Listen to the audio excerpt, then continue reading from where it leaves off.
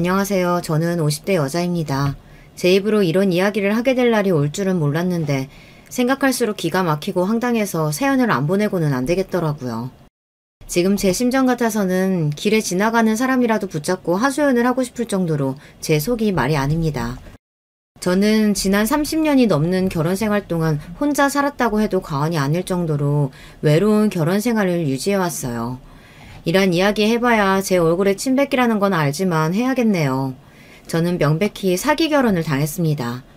남편과 결혼 전에 남편에 대해 들은 이야기는 순전히 다 거짓말이었어요. 저와 남편은 저희 이모의 소개로 만났어요.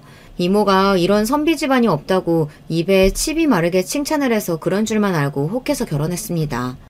저도 알아요. 제 실수죠. 결혼이라는 건 무엇보다 신중하게 결정했어야 했는데 제 생각이 짧았습니다. 제가 결혼을 좀 급하게 한 게 바로 밑에 여동생이 하나 있었는데요. 동생에게 남자친구가 있었어요. 3년 가까이 만난 남자친구인데다 동생 나이도 계속 찾아보니 남자 쪽에서 결혼을 서두르더라고요. 동생도 그 남자랑 지금 당장 결혼하고 싶다고 난리인 상황이었는데 바로 위에 언니인 제가 시집을 안 가고 있으니 부모님께서 빨리 선이라도 봐서 시집을 가라고 상하였어요. 그런 상황이다 보니 저는 등 떠밀려서라도 결혼을 해야 했습니다. 남편은 저희 친정 바로 옆 동네에 사는 집안의 둘째 아들이에요. 사남매 중 둘째로 위로 형 하나, 밑으로 남동생 하나, 여동생 하나가 있었습니다. 시부모 될 사람들이 내가 잘 아는 사람들인데 시아버지가 동네에 땅도 많고 집도 기와집에 좋아. 그나들은 배 탄다고 결혼도 안 하고 살면서 이 나라 저 나라 돌아다닌다고 하니 얼굴 보기도 힘들대. 그래서 부모 둘 다 둘째한테 의지를 많이 한다고 하더라고. 내가 듣기론 둘째 아들이 장남이나 다름없어서 나중에 재산도 다 둘째한테 물려준다고 하더라. 20대 초반까지 도시에는 나가본 적도 없이 시골에서만 살았으니 제가 세상 물정이라고 알았겠어요. 그저 남자가 착실하고 시부모님이 돈이 좀 있다고 하니 그거면 됐다 싶어서 얼른 선자리에 나가 남자를 만났습니다. 남편을 처음 만났을 때는 다행이다 싶었어요. 저랑 1살 차이밖에 안 난다고 해서 젊을 줄은 알고 있었는데 사람이 키도 훤칠하고 인물도 나쁘지가 않은 게 괜찮더라고요. 겉으로 봐서는 멀쩡해 보이니 저는 고민할 거 없이 시집가도 되겠다 싶었습니다. 그런데 바로 그때부터가 제 인생의 비극 시작이었죠. 이모가 말한 건 다 그냥 동네에 떠도는 이야기일 뿐 사실과는 거리가 멀었습니다. 시부모님이 집이 한 채 있기는 했는데 기와집도 아니었고 당시에도 이미 70년, 80년은 된 시골집이었어요. 시부모님이 집 앞에 농사를 짓는 땅이 조금 있었는데 크게 돈이 될 정도로 좋은 땅은 아니었습니다. 그냥 시골에서는 흔한 보통 집안이었죠. 거기다가 그렇게 점잖은 선비 집안이라고 칭찬을 하더니만 그 말도 틀린 말이었어요. 알고 보니 시어머니가 남편의 친엄마가 아니더라고요. 동네 사람들한테 들은 이야기인데 시아버지가 젊어서부터 조강지처를 놔두고 바람을 피워 둘째 부인을 둔 거라더군요. 시아버지께서는 30년 넘게 두 집을 오가며 살림을 하셨고 남편과 바로 위에 큰형을 낳아주신 친어머니는 몇 년 전 돌아가셨답니다. 그래서 둘째 부인이 이 집에 들어와 조강지처 흉내를 내는 거였어요. 당시에 시골에서는 그런 일이 흔하게 있었다고 해도 저희 시댁이 그런 집안일 거라고는 상상도 못했습니다. 왜 옛말에 바람은 유전이라고 아버지가 바람 피우면 그 집 아들이 똑같이 닮는다고들 하잖아요. 진작에 시아버지께서 두 집 살림을 하고 다니는 분이라는 걸 알았다면 남편과의 결혼을 고민했을 거예요. 제 남편도 시아버지처럼 구는 꼴을 볼 수 없으니까요. 더군다나 저는 결혼하자마자 시댁에 들어가 살았기 때문에 시집살이까지 해야 했어요. 물론 시아버지께서 따로 집 얻어줄 돈이 없으니 들어와 살라고 하신 거긴 하지만 만약 남편이 친자식이 아니라는 걸 미리 알았다면 어떻게든 핑계를 만들어서라도 시댁에 들어가지 않았을 거예요. 결혼해서 시댁에 살면서 제가 좀 많이 힘들었거든요. 저 혼자 6식구 살림을 다 도맡아 했어요. 새벽부터 일어나 밥 차리고 남편 출근시키면 곧바로 시부모님 농사일 돕고 또 밥하고 시누이랑 시동생 빨래까지 하며 한시도 못 쉬고 그러고 살았습니다.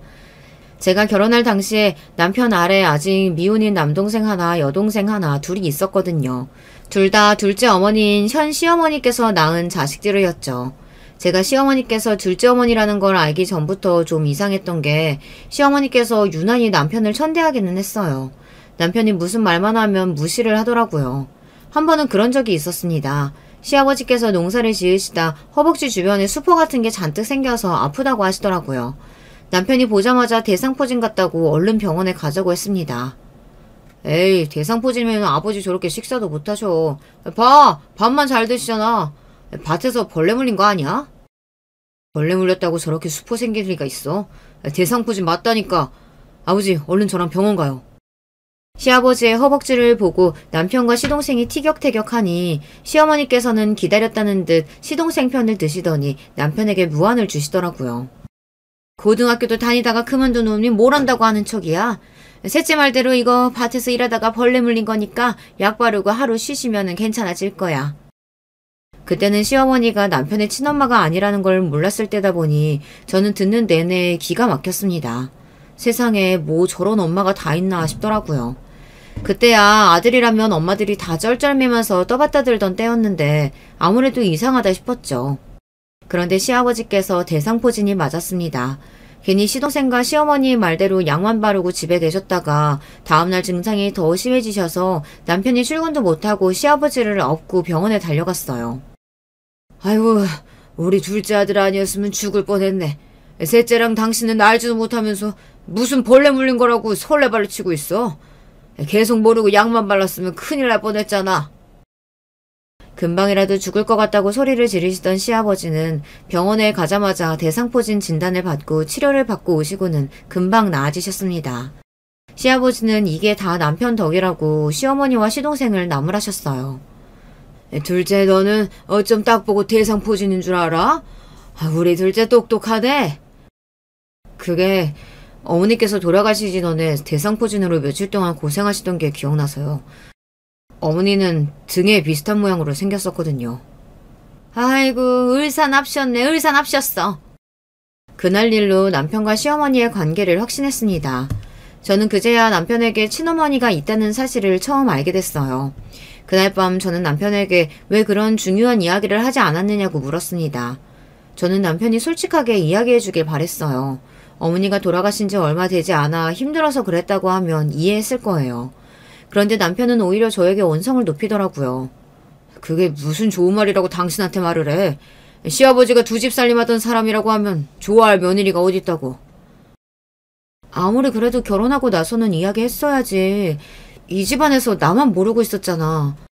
남편은 일부러 저에게 말하지 않은 거였습니다. 저는 아무리 그래도 결혼하고 나서는 말해줬어야 하는 거 아니냐고 따졌지만 남편은 그 순간 입을 딱 다물어 버렸어요. 또 입 다물지. 사람이 무슨 말을 하면 대꾸를 해야지. 어쩜 당신은 사람이 궁금해서 말을 하면 그렇게 입을 딱 다물어? 그게 바로 남편 특기예요. 남편 하는 짓이 마음에 안 들거나 시어머니 때문에 속상한 일이 있어서 남편에게 하소연을 좀 하면 남편은 항상 대꾸도 없이 없는 사람처럼 입을 딱 다물어 버립니다. 그럴 때면 저는 꼭 벽이랑 대화하는 것 같았어요. 어디 다 속 시원하게 이야기를 하고 싶어도 할 곳이 없었습니다. 남편이 밖에서는 어떻게 하고 다니는지 모르겠지만 집에서는 일절 말이 없는 사람이었어요.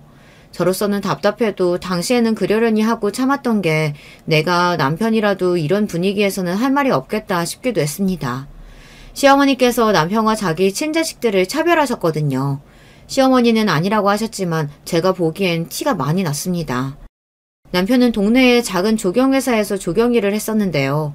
새벽에 나가 일이 끝나고 들어오면 항상 8시가 넘고는 했습니다. 반면 시동생과 시내인은 시내에 있는 직장을 다니고 있어서 6시가 넘으면 집에 들어왔어요. 당시에 제가 거의 모든 살림을 도맡아 하고 있었으니 하루에도 10번씩 밥상을 차려야 했습니다. 그런 와중에 시동생 시누이 저녁상을 차리면서 남편 주려고 따로 남겨둔 반찬이나 찌개를 시어머니께서 멋대로 시동생이나 시누이 밥 먹을 때 다 꺼내놨어요. 한두 번은 저도 모르고 있다가 남편이 퇴근하고 와서 저녁 차리려고 하면 제가 남겨둔 반찬이랑 찌개가 어디에도 없더라고요. 어머니, 그이 오면 주려고 찌개랑 반찬 냉장고에 넣어뒀었는데 혹시 못 보셨어요? 분명 넣어뒀었는데 없네요. 그거야 애들 퇴근하고 왔을 때 저녁으로 줬지.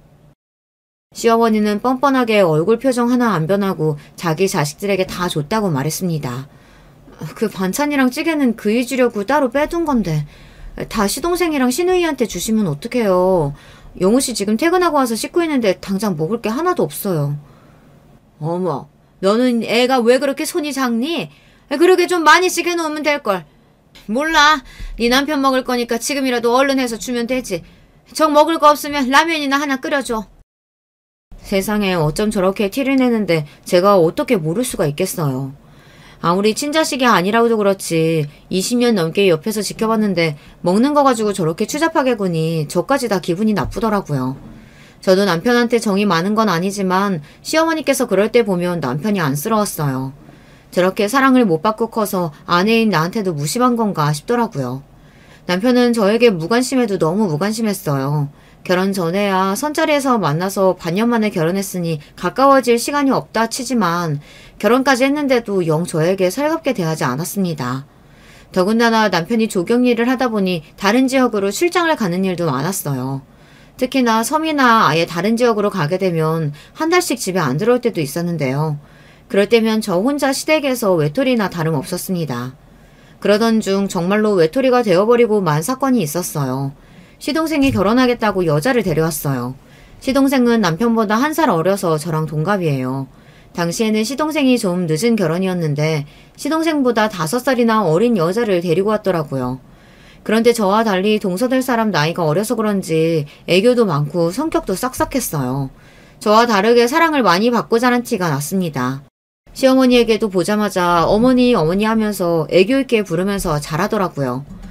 안 그래도 시어머니께서 자기 친자식들만 끼고 도시는 와중에 동서까지 들어오면 저는 찬밥 심세했게 뻔했죠. 그러던 어느 날이었습니다. 시아버지께서 저를 부르시더니 할 말이 있다고 하시더라고요. 셋째씩 날짜 잡혔으니까 너희는 집 구하는 대로 나가라. 둘째한테도 말해뒀으니까 아마 이번에 오면 집 구한다고 할 거다. 저는 이게 무슨 소리인가 했습니다. 난생 처음 듣는 소리였어요. 아버님, 그게 무슨 말씀이세요? 뱃속에 애도 생겼는데 갑자기 그러시면 저희 세 식구 어디로 가요? 애도 생겼으니까 나가라는 거지. 도대체 언제까지 이 좁은 집구석에 얹어서 살 거야? 저는 시부모님의 말씀에 어안이 벙벙했습니다. 결혼해서 시댁에 들어와서 살아야 한다고 했을 때는 당연히 달갑지 않았었지만 당시에 이미 시댁에 들어와 산 지 3년이 다 됐을 때였어요. 거기다가 아이도 임신했을 때였고요. 남편이 벌어오는 돈은 항상 시아버지께 생활비로 다 내놓았고 저에게 용돈 정도 줬었기 때문에 일절 모아둔 돈이 없었습니다. 그럼 당장 집 구할 돈이라도 아버님께서 주셔야죠. 지금까지 그이가 벌어온 돈 다 아버님께 드렸는데 저희가 무슨 돈이 있어서 나가요. 지금까지 시부모님께 불만이 없었던 건 아니지만 며느리로서 시부모님께 또박또박 돈 가지고 따질 수 없어서 참고 있었던 거예요. 그런데 시동생이 결혼해서 당장 들어와야 한다고 저희더러 갑자기 나가라고 하시니 기가 차더라고요. 어허, 이게 다 무슨 소리야? 내가 받은 건 너희가 우리 집에 얹혀 사니까 당연히 생활비조로 받은 거지. 내가 그 돈을 왜 줘? 부모 자식 사이에 이런 경우는 또 처음 봤습니다. 저희 친정에서는 아무리 사정이 좋지 않아도 자식들한테 힘든 일이 있으면 어떻게 해서든 도와주시려고 하세요. 그런데 시부모님은 지금까지 3년 동안 남편이 벌어다온 돈을 다 가져가시고는 이제 와서 그건 당연한 돈이라고 하시면서 빈몸으로 나가라고 하시더라고요. 그날 저는 결혼하고 처음으로 남편이 얼른 돌아오길 기다렸습니다. 그동안 한 번도 외지로 떠난 남편을 기다려본 적이 없었는데 그날은 한시라도 빨리 남편이 돌아왔으면 싶더라고요. 그런데 제가 믿을 사람을 믿었습니다. 남편은 시아버지에게 따질 생각이 없었어요. 역시나 입을 꽉 다물고는 한마디도 하지 않고 그대로 짐을 싸더라고요. 저에게도 짐을 싸서 당장 친정에 가 있으라고 했어요. 왜 아버님한테 아무 말도 안 해? 당신 돈 있어? 돈 있어서 지금 나가겠다는 거야? 내가 돈이 어딨어. 나는 당분간 부산 숙소에서 지낼 테니까 당신은 친정에 가 있어. 내가 돈 구하는 대로 붙여줄 테니까. 남편은 말도 안 되는 소리를 짓거렸습니다. 본인은 어차피 일하느라 부산에서 지내고 있으니 계속 부산에 있겠답니다. 시부모님께 쫓겨나듯이 나가는 마당에 이제는 부부가 떨어져 살자네요. 그것도 임신한 마누라하고 말이죠. 그게 말이 돼? 임신한 마누라 버리고 당신만 나가서 혼자 살겠다는 거야? 안 그래도 시부모님의 갑작스러운 통보에 혼란스러운 와중에 남편의 행동에 분노가 들끓었습니다. 버리긴 누가 버린다는 거야? 그럼 어떡하냐? 셋째 장가가면 지낼 곳이 없다는데. 신혼인데 집도 없이 살게 할 순 없잖아. 가관도 이런 가관이 없었습니다. 남편은 그 와중에 자기 동생 편을 들었어요. 울프 동생이 임신한 아내보다 더 중요한지 일절 시아버지께 반항 한 번 안 하고 그대로 집을 나왔습니다. 저는 남편이고 뭐고 다 싫었습니다. 볼록하게 나온 배만 보면 눈물이 울컥했어요. 제가 이런 취급이나 받으려고 결혼한 게 아닌데 어쩌다가 이런 신세가 됐나 처량하더라고요. 결국은 저와 남편은 그렇게 떨어진 채 2년을 넘게 살았습니다. 저는 친정에서 아이를 낳고 살았고 남편은 여기저기 떠돌이처럼 살면서 한 달에 한 번 아이를 보러 친정에 오고는 했어요. 남편은 미안하다고 올 때마다 자기 딴에는 이것저것 바리바리 싸들고 오기도 하고 생활비도 넉넉하게 줬지만 이미 한번 틀어진 마음은 쉽게 회복이 안 되더라고요. 결혼한 지는 5년이 넘었어도 남편이랑 한 집에서 한 이불 덮고 산 거는 1년도 채 되지 않으니 미운 정도 들지를 않더라고요. 언제부턴가는 오히려 남편과 떨어져 사는 게 익숙했습니다. 아이도 어릴 때라 아빠를 찾지도 않았고 친정 부모님 곁에서 마음껏 응석 부리며 살았으니까요. 그런데 친정 부모님 생각은 달랐습니다. 하루라도 빨리 남편이랑 합쳐서 나가기를 바라셨죠. 당연한 일이에요. 시집간 딸이 남편도 없이 홀몸으로 애를 데리고 친정에 들어와 있으니 주변에서들 어지간히 쑥덕이잖아요. 그러다 보니 남편이 친정에 올 때마다 친정 부모님은 사위 눈치를 보며 언제쯤 저와 아들을 데리고 나갈 거냐고 물었습니다. 자네 힘든 건 알지만 애도 벌써 돌도 지났고 슬슬 아버지도 찾을 텐데 언제까지 이렇게 살 건가? 웬만하면 월세라도 얻어서 얼른 살림 차려야지. 저야 남편이랑 살림을 합쳐봐야 어차피 애랑 둘만 남겨질 게 뻔하기에 그대로 친정에 사는 게 나쁘지 않다고 생각했어요. 하지만 아이를 생각해서라도 친정 부모님 말씀이 맞는다고 생각했습니다. 아무리 상황이 좋지 않아도 가족이 떨어져 사는 게 익숙해지면 좋을 게 없으니까요. 그런데 남편은 올해도 힘들 것 같다고 했어요. 올해 잡힌 인들이 다 지방이고 섬이라 지금 당장 제가 어디다가 터를 잡고 살아야 할지 판단이 안 서네요. 그래도 올해 지나면 전세 보증금 정도는 어떻게 될 테니까 걱정하지 마세요. 자네, 작년에도 그렇게 말하지 않았나? 원래 돈이라는 게 그래. 모이만 하면 나가고 없으면 또 일 터지고. 어차피 재벌될 거 아닌 거 괜히 가족끼리 떨어져 있지 말고 하루라도 빨리 합쳐. 정 힘들면 우리가 좀 도와줄 테니까. 이번에는 진짜예요, 장모님. 올해까지만 고생하면 내년엔 진짜 합칠 거니까 제발 믿어주세요. 남편은 친정 부모님께 걱정하지 말라고 했지만 시간이 갈수록 친정 부모님의 얼굴에는 그늘이 졌습니다. 당신들도 이제 연세가 들 만큼 들었고 다른 자식들은 다 시집장가 가서 멀쩡하게 잘 사는데 저만 그러고 있으니 저를 볼 때마다 근심이 많으셨죠. 그러던 중 일이 좀 터졌습니다. 남편이 일하는 팀의 반장이 갑자기 늦은 밤에 저에게 연락이 왔어요. 남편이 일하다가 좀 다쳤다고 하더라고요. 급하게 수술에 들어가야 하는 바람에 저에게 연락을 못했었는데 이제 막 수술 잘 끝나고 나왔답니다. 저는 놀라서 그 길로 남편의 있는 병원으로 가려고 했어요. 그런데 시간이 너무 늦어서 버스도 택시도 다니지를 않았어요. 저는 밤새 잠도 못 자고 뒤척이다가 바로 다음날 새벽이 되자마자 첫 차를 타고 남편이 있는 병원으로 갔어요. 그런데 그곳에서 믿을 수 없는 광경을 보고 말았습니다. 글쎄 남편 병실에 웬 여자가 있더라고요. 처음엔 같이 일하는 사람인가 혹은 반장이라는 사람과 아는 사이인가 수만 가지 생각을 했습니다. 그런데 잠시 뒤 그 여자가 누군지 바로 알 수 있었습니다. 자기야, 수술 잘 끝났다는데 왜 이렇게 힘이 없어. 얼른 일어나서 죽 좀 먹어봐. 당신이 기운을 차려야 내가 살지. 당신 이러고 있으면 난 어떡하라고. 분명 여자는 남편에게 자기야라고 불렀습니다. 그리고 남편도 여자에게 세상 다정한 목소리로 걱정하지 말라고 했어요. 아이, 이가 수술 별거 아니야. 며칠 입원만 하면 된다는데 뭘 걱정해. 그러자 금세 얼굴에 웃음을 띤 여자가 남편의 볼에 입술까지 맞추고 얼굴을 쓰다듬었어요. 저는 그 모습을 보자마자 눈이 휙 돌았습니다. 앞에 보이는 게 없었어요. 당신 지금 뭐 하는 거야? 인연이 누군데 당신을 자기라고 불러? 그때는 제가 너무 뭘 몰랐습니다. 남편에게 딴 년이 있다는 사실을 알았을 때 조용히 모르는 척하고 있다가 두 년놈들이 더러운 짓을 하는 걸 다 증거로 잡아 그때 헤어졌어야 했는데 당시에는 제가 힘이 넘치고 젊을 때라 몸이 먼저 나갔습니다. 그대로 상간녀 년에게 달려든 저는 그녀 머리끄댕이부터 잡았어요. 너 뭐야? 뭐하는 년인데 처자식인 남자한테 붙어서 그 더러운 입술을 비비고 있어. 당신 뭐야? 뭔데 이래? 이 손 안 나? 저도 저였지만 그 상간녀년도 힘이 얼마나 좋은지 자기 잘못도 모르고 똑같이 제 머리끄덩이를 잡았습니다. 저와 상간녀는 그대로 서로의 머리끄댕이를 잡은 채 병실 바닥을 구르고 굴렀어요. 간호사들이 와서 말리지 않았으면 아마 둘 다 머리가 다 뽑히고 말았을 거예요. 남편과 제가 사는 꼴을 보고 주변에서 별의별 말들이 많았습니다. 아무리 돈을 버는 게 중요해도 부부가 그렇게 오랫동안 떨어져서 살면 분명 남자가 딴짓 한다고요. 심지어 친정언니와 엄마까지도 그런 소리를 했어요. 세상에 여자 싫다는 남자가 어딨어.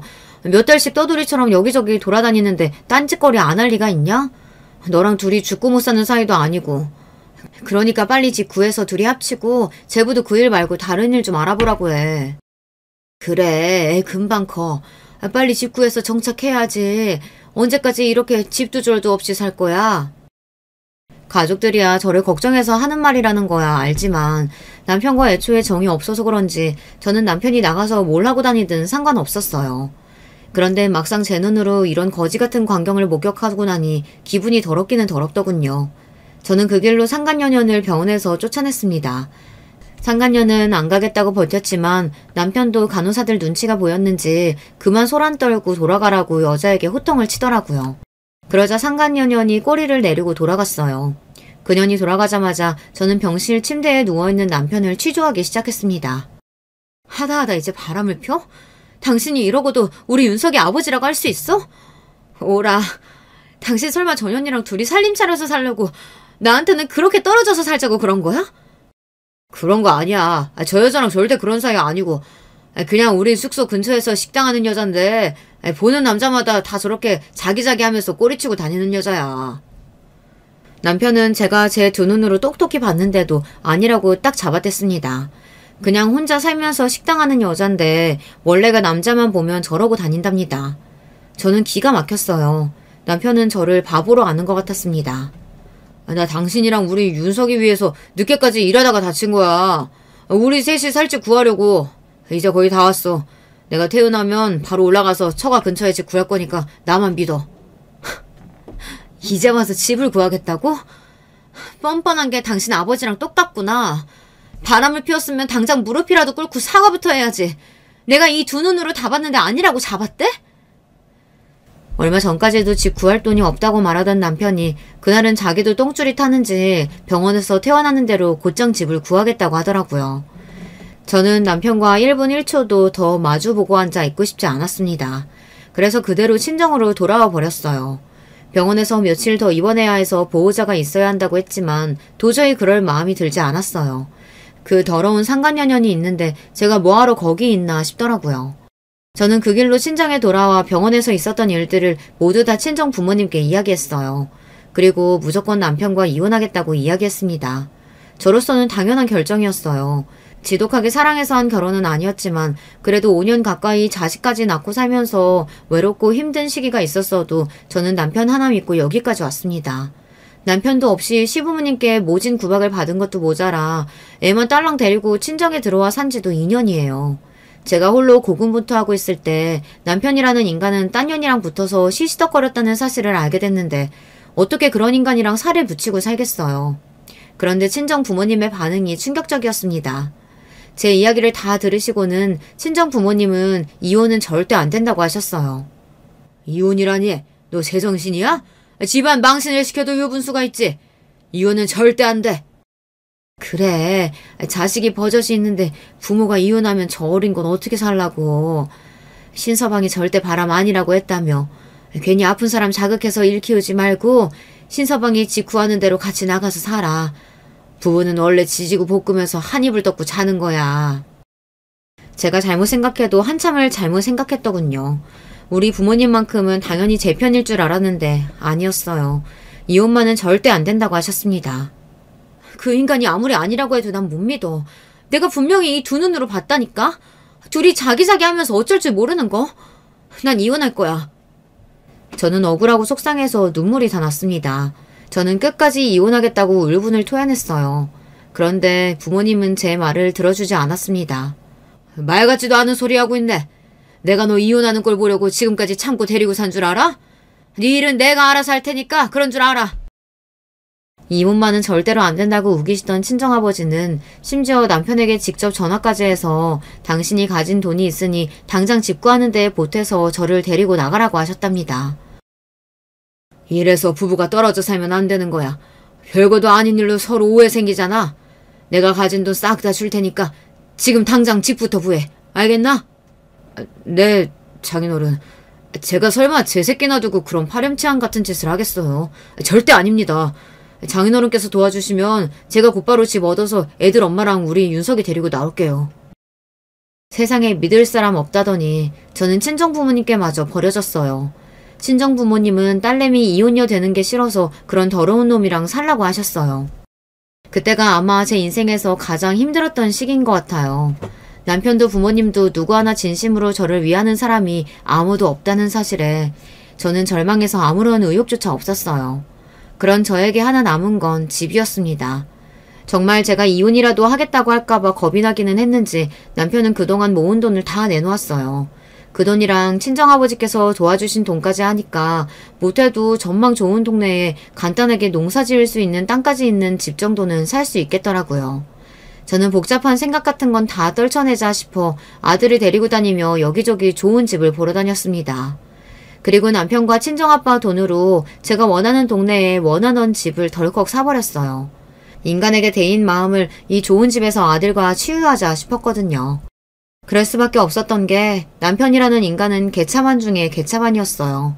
저나 친정부모님 앞에서 바람 같은 거 피운 적 없다고 그렇게 딱 잡아떼던 인간이 알고 보니 바람 피우는 게 일상이더라고요. 한 번은 여름 휴가라 남편이 집에 온 적이 있었는데요. 아들도 고학년 때라 방학을 맞이해서 오랜만에 셋이 여행을 갔습니다. 남편이야 워낙 전국 여기저기를 돌아다니는 사람이다 보니 좋은 곳을 많이 알더라고요. 오랜만에 온 남편이 아들을 데리고 물놀이도 하고 낚시도 같이 해주는데 그 모습을 보니 저도 마음이 좋았습니다. 저에게는 나쁜 남편이라도 아들에게는 좋은 아버지일 수 있으니까요. 남편과 아들이 물놀이를 하고 둘이 샤워를 하러 들어갔어요. 저는 아무렇게나 벗어둔 남편의 옷과 가방을 정리했습니다. 그러던 중 보지 않았으면 좋았을 걸 보고야 말았어요. 남편 가방 앞주머니에 작은 수첩이 하나 있더라고요.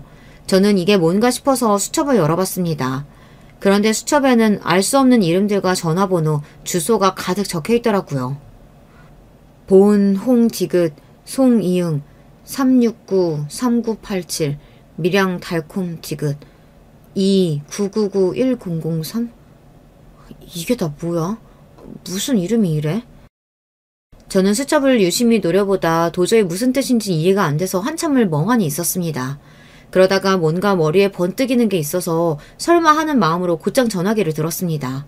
그리고 수첩에 적혀있는 번호로 무작정 전화를 걸었어요. 네, 홍다방입니다. 혹시 거기 송씨 아가씨 있나요? 송양?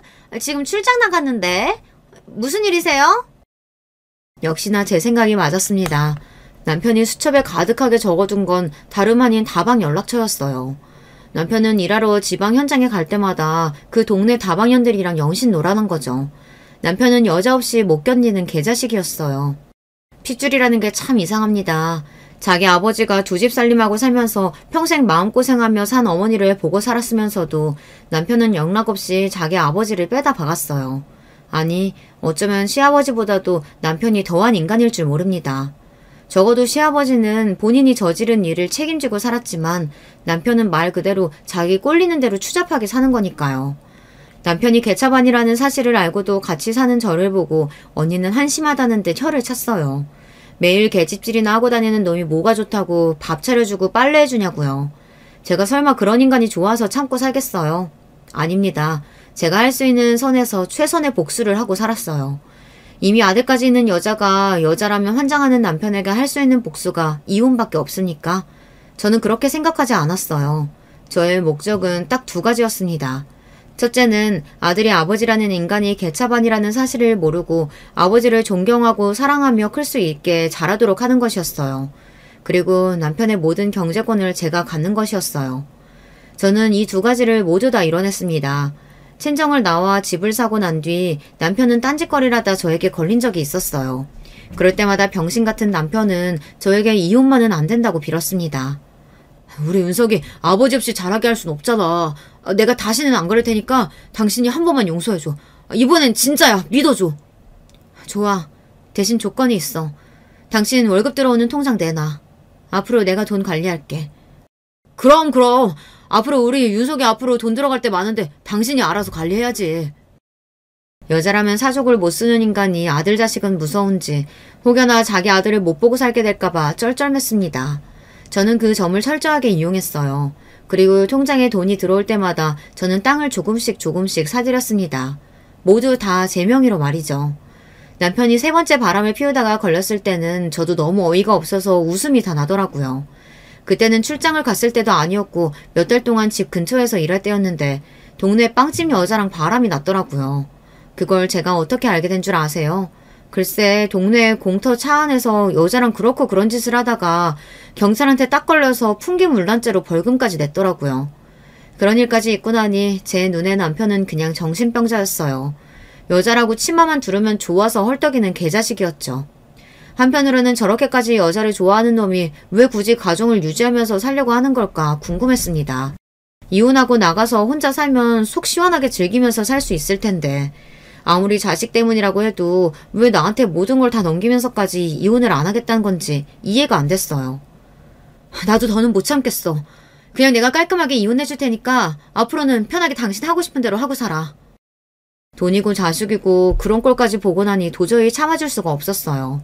그때는 정말 이혼하려고 했어요.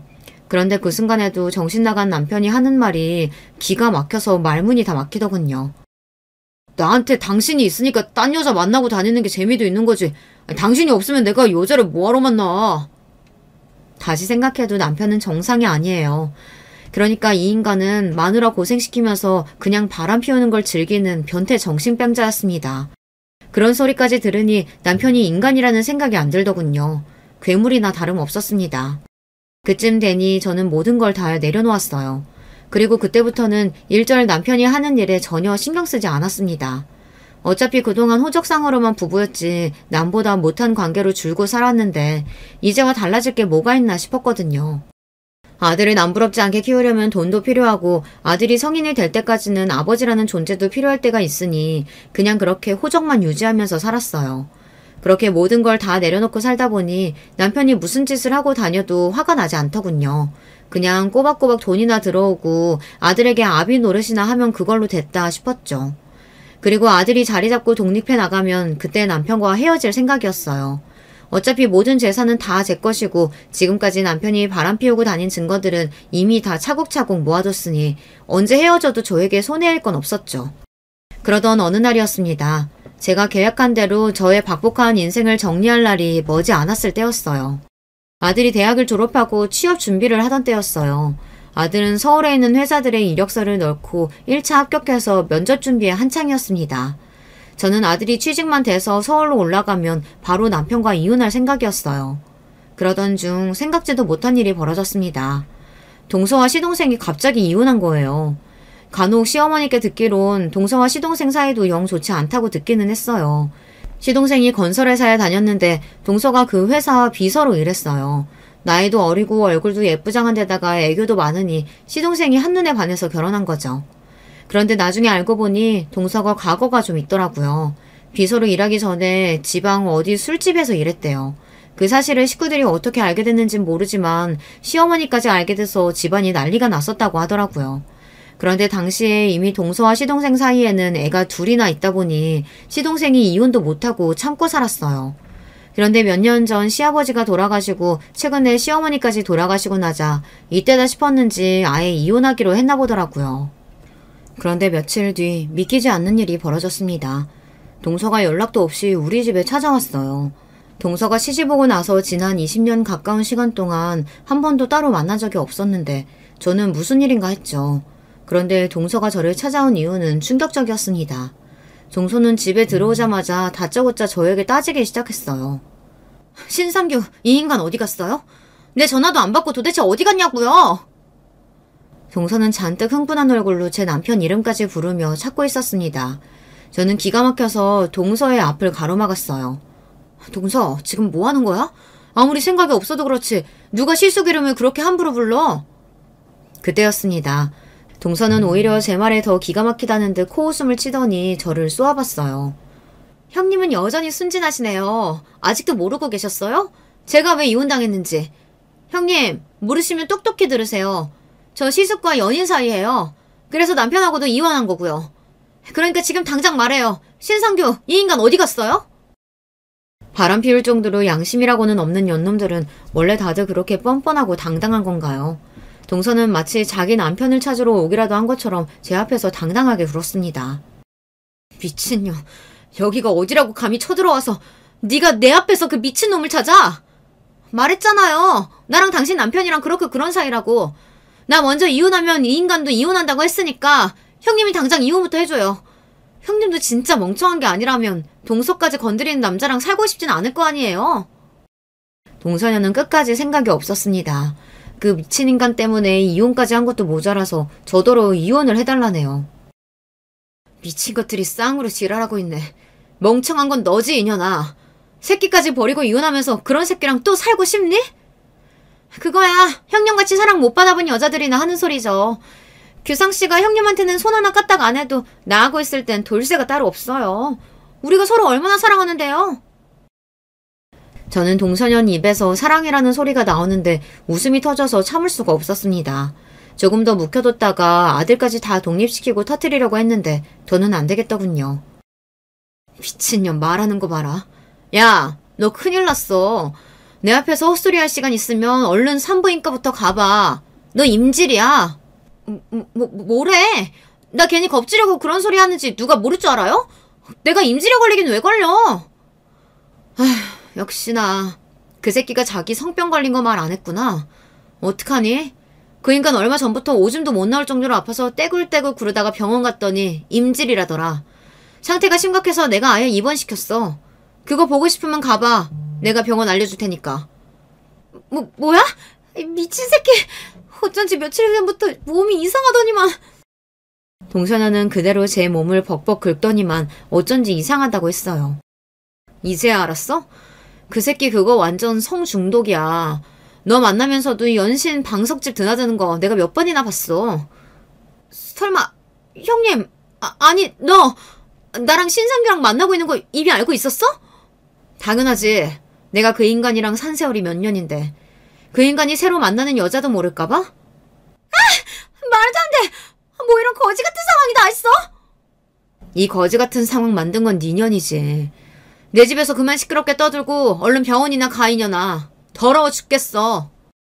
동서는 혼란스러운지 자기 혼자 어쩔 줄 몰라 하더니만 도망치듯 집에서 나갔습니다. 이 일이 다 어떻게 된 거냐고요? 말 그대로입니다. 개차반 중에서도 제일 개차반 같은 인간이랑 20년을 넘게 살았는데 제가 정말 저 인간을 남편으로 생각하면서 살았을 리 없죠. 저는 내내 이혼할 준비만 하면서 산 사람입니다. 얼마나 많이 준비하고 기다렸겠어요. 물론 그 인간이 하다하다 동서까지 건드렸을 줄은 몰랐습니다. 상상도 못했어요. 그런데 얼마 전 시동생에게 연락이 왔더라고요. 동서가 바람을 피우는 것 같아 뒤를 밟았는데 글쎄 그 상대가 남편이었답니다. 사실 그 옆에 내가 술집 출신이라는 거 알려준 사람도 형이었어요. 자기가 젊어서 자주 가던 주점이 있었는데 거기서 그 옆에 애를 분명히 봤다고요. 그러면서 한다는 말이 술집에서도 애교가 많아서 인기 많았다고 제 앞에서 떠벌리다라니까요. 세상에 어떻게 그런 인간이 있을 수가 있죠? 그때도 정말 상종하고 싶지 않았어요. 알고 보니 동서가 술집 출신이라는 걸 시댁에 말해준 사람이 바로 남편이었답니다. 본인이 다니던 술집에서 동서를 본 적이 있었던 거예요. 그 뒤로 저와 시동생은 함께 증거를 모으고 있었어요. 동서도 이미 이혼하겠다고 마음을 굳힌 상태라 시동생과 동서는 재산 분할 없이 합의하고 이혼했습니다. 양육권도 다 시동생이 가져갔고요. 빈털터리가 된 동서는 오로지 제 남편만 믿고 이혼했더라고요. 형이 이혼하고 오면 본인이 책임지겠다고 했대요. 본인은 땅도 있고 집도 있다고요. 남편은 무식해도 너무 무식했습니다. 지금까지 본인이 저지르고 산 일이 있는데 집이고 땅이고 재산이 본인 마음대로 될 줄 알았나 봐요. 그거 가지고 동서에게 이혼하라고 종용했답니다. 얼마 전 남편이 저에게 이혼 이야기를 꺼내기는 했습니다. 그러던 중 남편 몸이 이상해서 병원에 갔다가 임질이라는 사실을 알게 된 거죠. 남편은 끝까지 그럴 리 없다고 우겼지만 제가 보기엔 이상하지도 않았습니다. 시동생에게 동서와 남편이 불륜 사이라는 이야기를 들은 뒤 제가 남편에게 사람을 붙였는데 남편은 동서를 만나면서도 틈만 나면 시내에 있는 방석집에 드나들었어요. 그렇게 함부로 몸을 굴리고 다녔으니 임질에 안 걸리는 게 이상했죠. 그 와중에도 동서까지 만나고 다녔으니 동서년한테 올맞을 게 뻔합니다. 더군다나 남편이 임질 진단을 받고 병원에서 간단한 설문에 답을 했는데 의사 말이 남편이 아무래도 성중독 증세가 있는 것 같다고 자세하게 검사를 해보면 좋을 것 같다고 하더라고요. 검사 결과 남편은 성중독이 맞았습니다. 남편은 병적으로 여자한테 미쳐 있었던 거예요. 임지를 치료하더라도 남편 개인이 가지고 있는 성에 대한 사고방식에 이미 문제가 있기에 또 같은 일이 반복될 수 있다고 판단해서 치료를 해보기로 했던 거예요. 제가 동서에게 남편의 이야기를 하고 난 뒤 동서가 정말로 남편이 있는 병원에 찾아갔었나 봐요. 동서는 남편에게 찾아가 멱살을 잡고 난리를 쳤답니다. 네가 감히 나를 속여? 너같이 더러운 인간 때문에 내가 임질까지 걸리고 이혼까지 당한 것도 모자라서 네 마누라한테 소장까지 받았어. 앞으로 어떻게 책임질 거야? 제가 동서에게 상간녀 소송 소장을 보냈어요. 이미 증거가 수두룩하기에 동서가 빠져나갈 방법은 없었습니다. 책임은 무슨 책임이야. 실직한 주제에 좀 놀아줬더니 이게 어디서 기어올라. 너 같은 년 필요 없으니까 다시는 찾아오지 마. 남편은 자기 몸이라면 끔찍한 사람이에요. 그 전까지는 자신의 문란한 사생활에 대해 전혀 부끄러워하지 않았지만 자기 몸이 아프고 병들고 보니 후회가 되기는 하나 봐요. 동서에게도 다시는 찾아오지 말라고 소리를 질렀답니다. 여보, 내가 진짜 잘못했어. 내가 치료하고 나오면 앞으로 평생 당신만 바라보고 잘할 테니까 나 좀 용서해줘. 그리고 우리 아들한테 나 임질 때문에 치료 중이라고 말하면 안 돼? 인간이 한심해도 어쩜 저 정도로 한심할 수가 있을까요? 저는 남편의 멍청함에 혀를 끌끌 찼습니다. 용서? 웃기고 있네. 내가 이날만을 얼마나 기다렸는데 용서는 용서야. 치료 핑계로 자꾸 날짜 미루지 말고 제대로 붙어. 제 입에 담기도 흉한 이 이야기가 사실입니다. 제가 지난 25년 동안 호적상 부부로 살았던 인간이 바로 그런 괴물 같은 인간이었어요. 그 이후로 어떻게 됐냐고요? 저는 남편이라고 부르고 싶지도 않은 그 인간과 이혼하고 잘 살고 있습니다. 아들은 이미 미성년자가 아니기에 조정할 내용이 없어서 금방 소송이 끝났어요. 저는 일절 재산 분할 없이 몽땅 다 제가 가져왔습니다.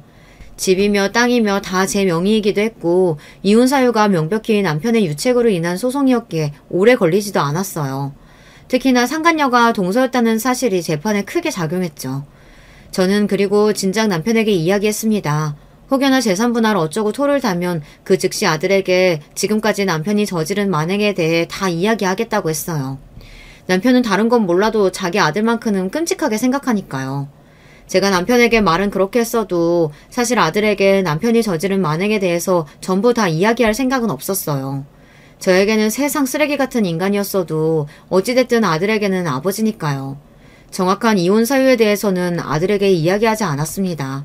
시동생도 아이들에게는 동서와 남편의 일에 대해 이야기하지 않았거든요. 언젠가 아이들이 알게 될 수도 있지만 어떻게든 평생 모르게 하고 싶어요. 저는 이혼 후 집과 땅 모두 정리해 얼마 전 아들이 있는 서울로 올라왔습니다. 남편과 이혼 사실에 아들이 많이 놀라긴 했지만 아들도 성인이다 보니 저의 결정에 존중해줬어요. 저는 현재 어느 때보다 행복한 시간을 보내고 있습니다. 50년 넘게 산 세월 중에 지금처럼 속이 편안한 시간은 처음인 것 같아요. 반면 남편은 지난 세월 본인의 업보를 치르는 중입니다. 남편은 현재 지자체에서 운영하는 중독치료센터에 들어가 있어요. 성병에 걸린 이후 치료를 하고 나서도 후유증이 심해서 고생 중이라고 하더라고요. 요도염이 심해져서 전립선 기능에 문제가 생겨 아직도 치료 중이라고 합니다. 가끔 남편에게 한두 번 전화가 와서 알게 된 건데 저는 듣고 싶지 않아서 다시는 전화하지 말라고 했습니다.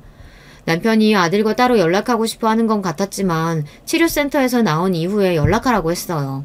아들은 남편의 문란한 사생활에 대해 전혀 모르고 있는데 갑자기 치료센터에 있다고 하면 충격을 받을 테니까요. 제 주변 지인들은 저를 이해 못해요. 그런 인간 뭐가 불쌍하다고 굳이 왜 자식 앞에서 체면을 차려주냐고요. 아들도 다 컸는데 그냥 다 솔직하게 이야기하라고 합니다. 한 가족이고 자식이니 현실을 알아야 한다고요. 여러분의 생각은 어떠세요? 지금까지 결혼 생활 동안 남편이 저에게 저지른 만행들을 아들이 알게 하는 게 정말 잘하는 짓일까요? 저는 아니라고 생각합니다. 하지만 만약 제 생각이 틀린 거라면 어떡하죠? 아들도 남편과 같은 남자이니 자신의 아버지가 그런 사람이었다는 걸 아는 게 나은 걸까요? 여러분의 의견 댓글로 남겨주시면 읽어보고 참고하도록 하겠습니다. 지금까지 저의 긴 막장 스토리 끝까지 읽어주셔서 감사해요. 여러분의 가정에는 언제나 즐거운 일만 가득하시길 바라겠습니다. 안녕하세요. 저는 서울에 거주하는 50대 여자입니다. 오늘은 너무 다사다난했던 제 인생 얘기를 해보려고 해요. 사연 없는 사람이 없다고 하지만 저는 제 인생이 어디 가서 사연으로는 빠지지 않는다고 자신 있게 말할 수 있습니다. 이렇게 말하면 제가 어렸을 때부터 찢어지게 가난해서 입에 풀칠하기도 힘들었던 것 같죠? 놀랍게도 전혀 아니랍니다. 저는 아주 부유한 집안에서 태어났어요. 정확히 말하면 증조 할아버지 때부터 부유했다고 해요. 사장님, 좋은 아침입니다. 오늘은 거래처에 볼 일이 있으시다고 들었어요. 거기로 바로 안내하겠습니다. 아빠는 출퇴근도 기사 아저씨가 해줄 정도였습니다. 아빠의 회사는 국내에서 유명한 제조업 회사였는데 덕분에 잘하면서 돈 걱정은 해본 적이 전혀 없어요. 엄마도 유명한 집안이라 돈이 많았고 저는 금지옥역 외동딸로 구김없이 자랐습니다. 학교에서 선생님들이 예뻐해 주셨고 친구들과 교우관계도 아주 좋았어요. 그렇게 고등학교를 졸업한 저는 국내에 있는 유명한 여자대학교에 입학했습니다. 그리고 어떤 남자를 만나게 되었어요. 그 사람의 이름은 김진석이었고 제 첫사랑이었습니다. 진석이는 저와 동갑이었는데 매우 활발하고 다정한 사람이었어요. 서로 첫눈에 반해 무려 4년을 사귀었는데 한 번도 싸운 적이 없답니다. 그러다 대학을 졸업하고 진석이와 결혼하려 했는데 집에서 심하게 반대하셨어요. 말이 되는 소리를 해라. 미자야, 우리가 어떤 집안인데 저런 별 볼 일 없는 놈과 결혼하려고 하는 거니? 내가 너를 어떻게 키웠는데 당장 저놈과 헤어져. 아빠, 저는 진석이가 아니면 결혼하고 싶지 않아요. 제가 얼마나 저 사람을 사랑하는지 아빠도 알잖아요. 제가 처음이자 마지막으로 엄마랑 아빠한테 부탁하는 거 모르세요? 잘하면서 한 번도 반항한 적 없잖아요. 제발요. 미자야, 네 마음은 알겠지만 엄마도 이건 반대야. 우리 딸의 남편은 최소한 집이 우리 정도는 아니어도 적어도 중산층은 되어야 하지 않겠니? 저런 집에 우리 딸을 시집 보내라고? 엄마는 지금 너무 끔찍해서 잠도 오지 않아. 너야말로 부모 마음을 이해 좀 해줘. 엄마까지 왜 이래? 우리는 이미 평생을 약속한 사이야. 제발 결혼하게 해줘. 제발. 보통 자식에게는 부모는 없다고 하죠. 그런데 우리 집은 예외였어요. 저는 자라면서 부모님에게 반항해 본 적이 없거든요. 그런 제가 처음이자 마지막으로 부탁한 게 제 결혼이었는데 부모님은 오히려 화를 내셨습니다. 그도 그럴 것이 상당히 재력이 있던 우리 집과 달리 그 당시 진석이의 집은 가난했어요. 저는 몰랐는데 아빠는 진석이를 몰래 찾아갔나 보더라고요. 어느 날 진석이가 저에게 이별을 고했고 제 첫사랑은 그렇게 끝나게 되었습니다. 내가 나중에 큰 사람이 되면 미자 너를 다시 찾아올게. 나는 너 아니면 안 돼. 우리가 지금은 상황 때문에 어쩔 수가 없지만 나중에 꼭 다시 만나자. 나는 진석이 너를 믿어. 너는 성실하고 꼼꼼하니까 꼭 성공할 거야. 그러니까 우리가 헤어지는 것은 그냥 잠시 떨어지는 거지 영원한 이별은 아니야. 저는 진심으로 진석이와 영영 이별하는 거라고 절대 생각하지 않았어요. 그런데 그런 저를 알았는지 부모님은 저를 강제로 미국에 유학을 보내셨습니다. 대학원을 억지로 미국으로 가게 된 저는 가서 향수병과 우울증에 걸리게 되었어요. 평생을 한국에서 살다 미국에 갔으니 적응을 잘했겠어요? 물론 외국 생활이 잘 맞는 사람이 있다고 하지만 저는 전혀 아니었습니다. 다음 주에 졸업식이야. 그거 끝나면 바로 한국으로 들어갈 거야. 엄마랑 아빠가 원하는 대학원 나왔으니까 진석이 찾아서 결혼할 거야. 제발 그 진석이란 이름 그만 꺼내. 그리고 미국에 갔으면 거기서 잘난 놈 하나 만들지. 못하러 아직도 진석이는 못 잊어? 아휴, 됐다. 엄마랑 아빠도 네 졸업식에 참여할 거니까 그렇게 알고 기다려. 상처만 남은 채로 미국 유학을 끝내고 한국으로 온 저는 진짜로 진석이를 찾으려고 애썼어요. 그런데 진석이는 마치 증발한 것처럼 사라진 후였습니다. 연애를 길게 하면서 서로 집을 알았기 때문에 집도 찾아갔는데 이미 이사가고 없더라고요. 진석이가 아니면 결혼하고 싶지 않았던 저는 그렇게 아무 남자도 만나지 않았어요. 엄마와 아빠가 아무리 선자리를 주선해도 나가지 않았습니다. 친구들은 다 결혼하고 저만 혼자 남은 채로 30대를 맞이하게 되었어요. 미자야, 아빠가 미안하다. 그러니 제발 이번 선은 나가볼래? 이 사람 진짜 괜찮은 사람이라고 업계에 자자해. 그러니까 제발 아빠랑 엄마 얼굴을 봐서라도 한번 나가기만 해봐, 응? 나는 결혼 생각 없다고 했잖아요. 내가 언제 진석이 찾아달라고 했어요? 나도 깔끔하게 포기했으니까 이제 나한테 결혼 얘기 꺼내지 말라고요. 생각 없어요. 급기야 아빠와 엄마는 나중에 제가 결혼하지 않자 쩔쩔매기 시작했습니다. 주변에서 저를 바라보는 시선도 점점 안쓰럽다고 바뀌니 초조했나 보더라고요. 하지만 저는 진심으로 결혼에 관한 생각이 없었습니다. 그랬던 제가 마음이 바뀌게 된 계기가 있었으니 그건 바로 엄마의 갑작스러운 죽음이었어요. 엄마는 어느 날 몸이 좋지 않아 병원에 입원했는데 검사를 해보니 바로 위암 말기였습니다. 초기도 아니고 말기였던 엄마는 이미 발견한 뒤로는 심각하게 증상이 안 좋아졌어요. 어떻게 손을 쓸 수도 없이 너무 갑작스럽게 돌아가시게 되셨습니다. 그러면서 엄마는 죽기 전에 제 손을 꼭 잡고 말씀하셨어요. 미사야, 엄마가 너 원하는 결혼 못 시켜줘서 너무 미안해. 우리 딸이 평생 원하던 것은 그거 하나였는데, 그렇지? 엄마를 용서해줘. 그리고 좋은 사람 있으면 결혼해라. 엄마는 네가 결혼해서 평범하게 살았으면 좋겠어. 엄마는 그 소리를 끝으로 끝내 돌아가셨어요. 지금은 비혼이라는 단어가 등장했는데 저 때는 사실 결혼하지 않은 것이 되게 희귀였거든요. 결혼이라는 것은 인간의 인생에서 당연한 절차였습니다. 그래서 저도 마음이 점점 바뀌었고 무엇보다 엄마의 유언이라 결혼하기로 마음을 먹었어요. 그때 제 나이가 이미 36살이었으니 지금으로 봐도 늦게 결혼했죠? 안녕하세요. 미자씨, 말로만 들었을 때 상당히 미인이라서 기대했는데 실물은 듣던 것보다 훨씬 아름다우세요. 반갑습니다. 저는 아버님 거래처 회사의 아들 안성철입니다. 나이는 34살이고 취미는 골프입니다. 아, 네, 안녕하세요. 아버지한테 저도 얘기 많이 들었어요. 반갑습니다. 저는 현재 아버지 회사에서 일을 배우고 있어요. 성철 씨도 아버지 회사에서 같이 일하고 있다고 들었는데 맞나요? 네, 맞습니다. 그래서 미자 씨 아버님이 우리 회사에 오셨다가 저를 눈여겨보셨나 봐요. 사실 제가 잘 보이려고 일부러 애쓴 것도 맞습니다. 제가 결혼하고 싶다고 하니 아빠는 신이 나서 주변을 수소문하기 시작했어요. 그리고 아빠 회사 거래처의 아들을 소개해 주셨죠. 안성철이라고 본인을 소개한 남자는 매우 말주변이 좋았습니다. 어색하지 않게 해줘서 저도 편하게 얘기할 수 있었어요. 애초에 결혼을 앞두고 만난 사이라 우리는 만난 지 3개월 만에 결혼을 진행했습니다. 안서방네 회사가 우리보다는 규모가 매우 작아. 그래도 성장 가능성이 있어서 눈여겨보고 있었거든. 우리 회사와 안서방네 회사가 협업하면 우리는 아주 크게 사업을 확장할 수 있지. 그쪽에서도 아마 그걸 알고 있을 거야. 오히려 땡 잡은 거지. 아빠가 알아서 좋은 사람 구해왔을 거라 생각해요. 돌아가신 엄마 소원이 제 결혼이었으니까 저도 이제 마음이 편해요. 아빠가 알아온 결혼감이라 이번에는 당연히 반대하지 않으셨어요. 서로 집안에서 우리의 결혼을 바랐던 사이라 속전속결로 결혼식이 진행되었습니다. 집안의 만남이었지만 성철 씨는 저에게 매우 잘해주었어요. 그래서 저도 마음을 활짝 열게 되었습니다. 마치 간도 쓸개도 다 빼줄 것처럼 행동했거든요. 여자의 마음을 어떻게 얻어야 하는지 너무 잘 아는 사람이었죠. 미자야, 잘됐다. 나는 네가 노처녀로 언제까지 있을까 걱정했었어. 그런데 이렇게 괜찮은 사람 만나서 결혼한다니까 내가 다 기뻐. 이제 우리 미자까지 유부녀네? 신난다. 나도 이제 너희가 시댁이니 남편이니 이런 얘기할 때 낄 수 있어서 좋아. 아이 낳으면 그때 나 많이 도와줘야 한다?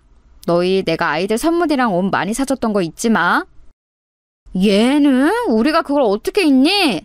옷이랑 장난감 다 물려줄 테니까 걱정하지 말고 잘 살아.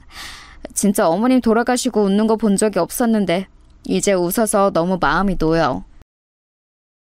제가 드디어 결혼한다고 하니까 친구들은 마치 자기 일처럼 기뻐했어요.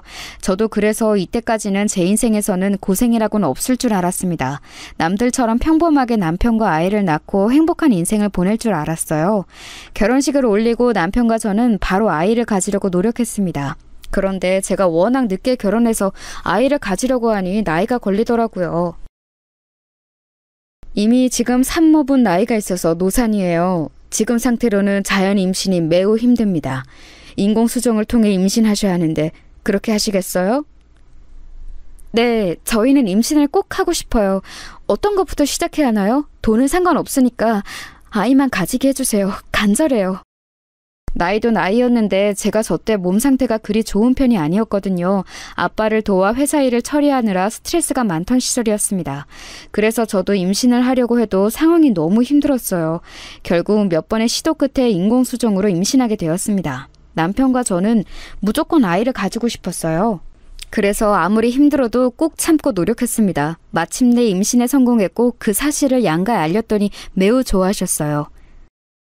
의사가 말하길 절대 무리하지 말라고 하더라고요. 자연 임신이어도 조심해야 하는데 저는 인공수정이라 더욱 안정이 필요하대요. 그래서 회사는 당분간 나가지 못해요. 집에서 편하게 퇴교할게요. 그래, 그건 걱정하지 마라.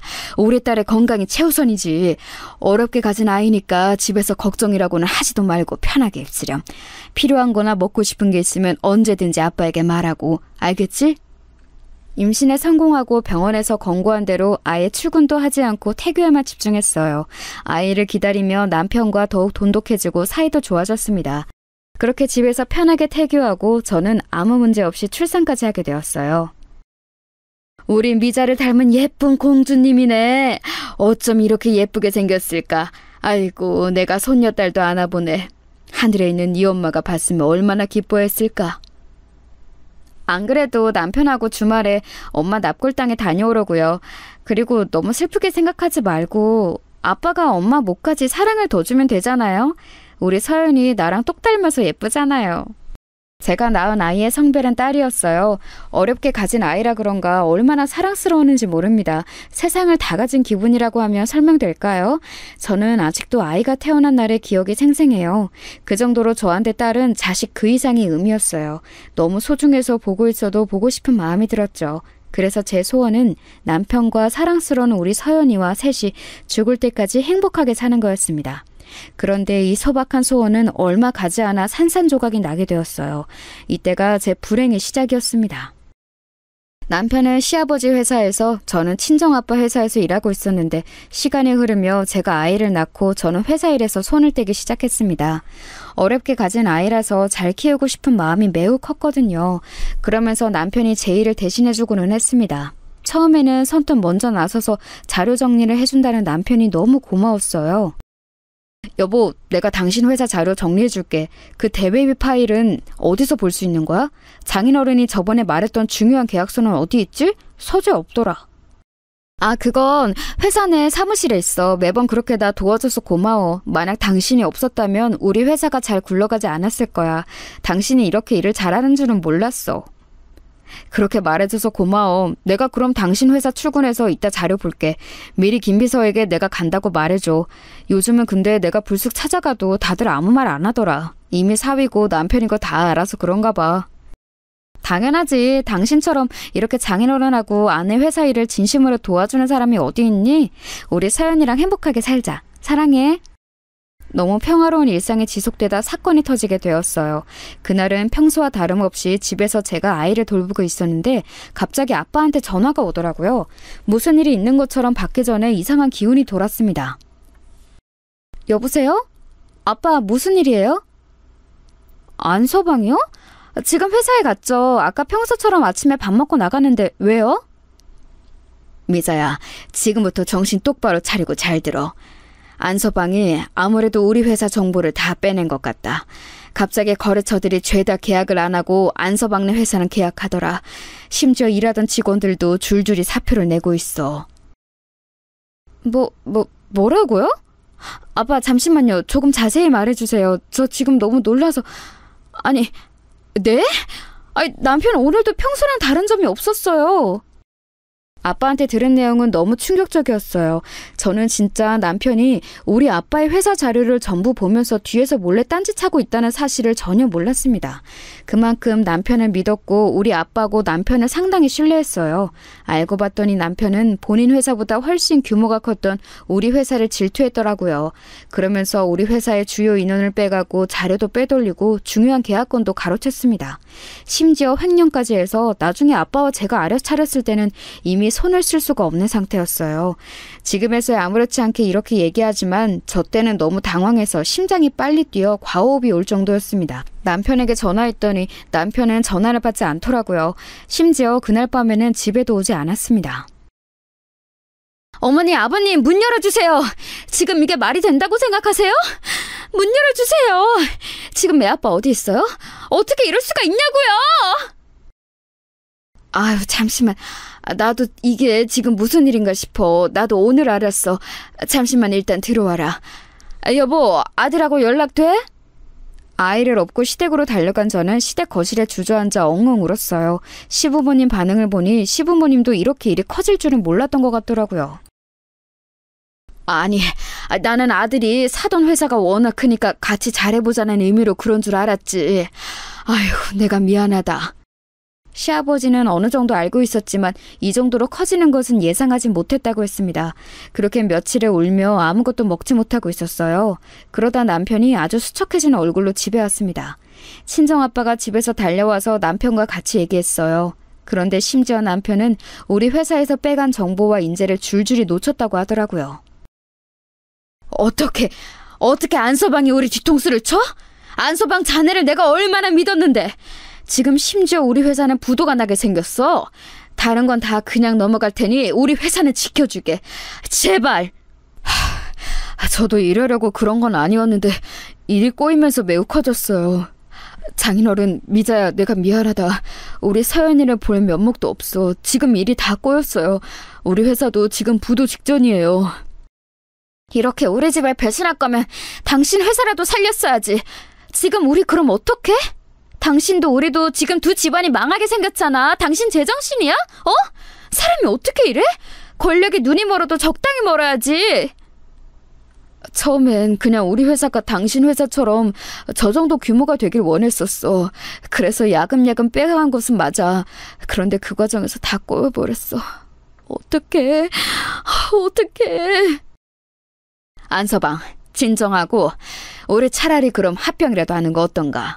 두 회사가 다 망하면 당장 직원들은 어떡하고 우리는 어떡해? 제발 정신 차리고 뭐라도 해보자, 응? 남편은 심지어 본인 회사까지 말아먹었어요. 나중에는 남편 회사도 망하고 우리 회사도 망해서 손을 쓸 수가 없는 지경이 되었습니다. 시아버지까지 나서서 회사들을 살리려고 했으나 이미 기울어진 회사는 돌이킬 수가 없었어요. 내가 어떻게 키운 회사인데.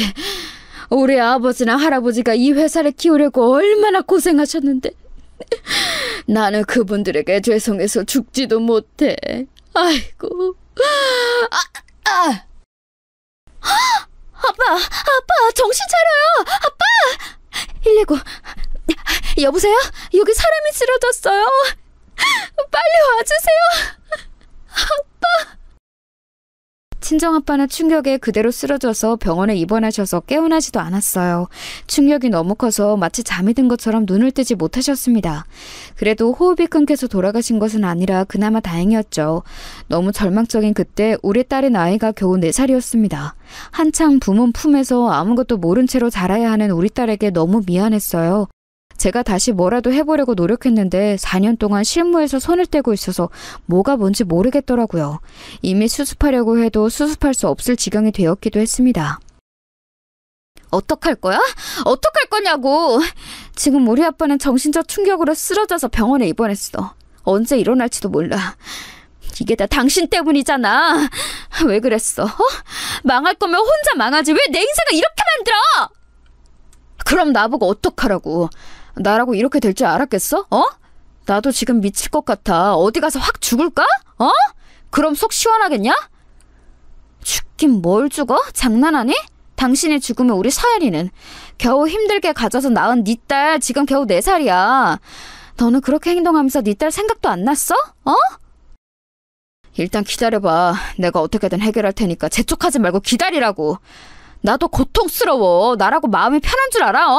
나도 죽고 싶어. 아빠까지 쓰러지자 저는 기댈 곳이 전혀 없었어요. 너무 어린 딸은 이제 겨우 말문이 트이기 시작했는데 세상이 원망스러웠습니다.